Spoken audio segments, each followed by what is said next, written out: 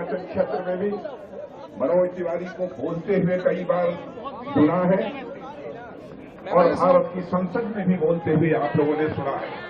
मैं विश्वास के साथ कह सकता हूं, चाहे प्रदेश हो, चाहे देश हो अथवा दिल्ली की समस्याओं को प्रभावी तरीके से संसद में आवाज देने का काम यदि कोई करता है तो आपका सांसद मनोज तिवारी करता है।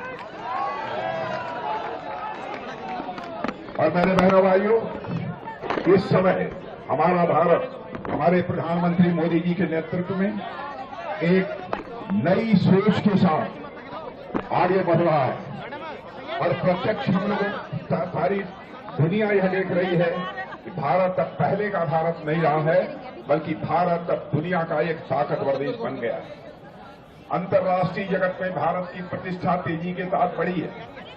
पहले भारत अंतर्राष्ट्रीय मंचों पर कुछ बोलता था तो भारत की बातों को जितनी गंभीरतापूर्वक लिया जाना चाहिए नहीं लिया जाता था, लेकिन आज भारत यदि अंतर्राष्ट्रीय मंचों पर कुछ बोलता है, सारी दुनिया कान खोलकर सुनती है कि भारत बोल क्या रहा है।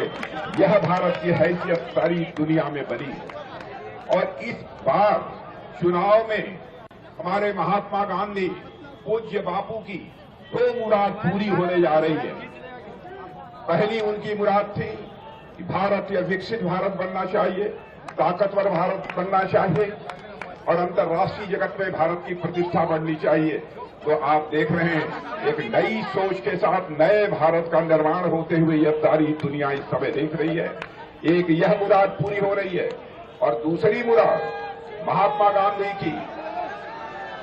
गांधी और पूज्य बापू की दूसरी मुराद यह थी, जब आजादी हासिल हुई थी उन्होंने कहा था अब कांग्रेस को भंग कर देना चाहिए, लेकिन उस समय कांग्रेस के नेताओं ने कांग्रेस को भंग नहीं किया था।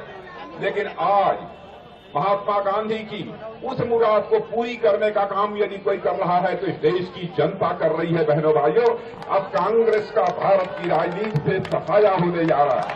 यानी